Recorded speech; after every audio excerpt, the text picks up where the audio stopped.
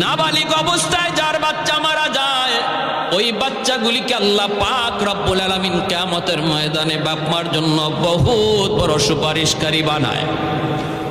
বাচ্চাগুলি আল্লাহর কাছে ডাক দেয়া কয়, মালিক, ও মালিক, তুমি আমারে দুনিয়াতে পাঠাইছো, পাঠানোর সময় আমার মা কত কষ্ট করছেন, জান বের হয়ে যায় অবস্থা। এরপরে আমি দুনিয়াতে আসলাম, এত কষ্ট আমি মাকে দিলাম, কিন্তু মার কোনো খেদমত আমি করতে পারলাম না, আমার মা ঋণ আমি শোধ করতে পারলাম না।